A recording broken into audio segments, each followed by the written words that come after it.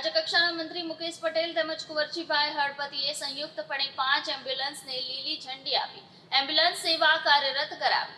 રાજ્યકક્ષાના મંત્રી મુકેશ પટેલ વન અને પર્યાવરણ, ક્લાઇમેટ ચેન્જ, જળ સંપત્તિ અને પાણી પુરવઠા વિભાગ તેમજ આદિજાતિ વિકાસ રાજ્યમંત્રી શ્રી કુંવરજીભાઈ હળપતિના સંયુક્તપણે 5 એમ્બ્યુલન્સનું લોકાર્પણ વ્યારા ખાતે લીલી ઝંડી આપી કરવામાં આવ્યું હતું।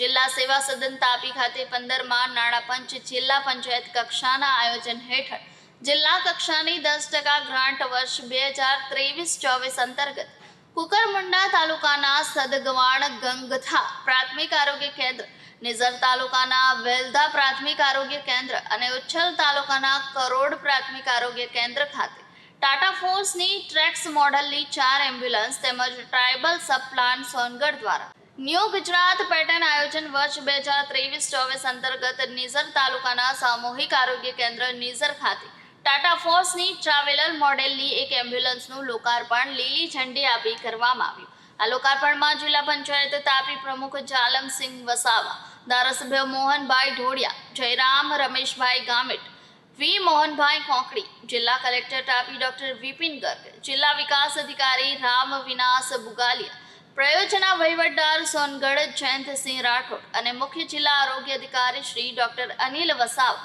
તેમજ આરોગ્ય વિભાગના અધિકારીઓ કર્મચારીઓ હાજર રહ્યા હતા।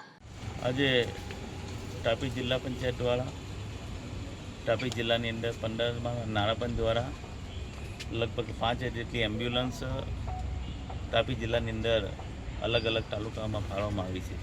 આ એમ્બ્યુલન્સથી સમગ્ર તાપી જિલ્લાના તમામ લોકોને સારવાર માટેનો લાભ પણ મળશે।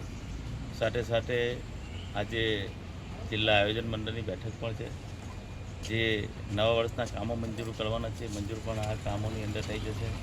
આમ તો જનરલી કામો તાલુકા લેવલથી મંજૂર થતા આવતા હોય છે, પરંતુ આજે સવારથી લઈને અલગ અલગ જિલ્લાઓમાં બેઠકનો દોર ચાલુ રહ્યો છે, ત્યારે જે તાપી જિલ્લાની અંદર આ બેઠકનું આયોજન પણ કરવામાં આવ્યું છે।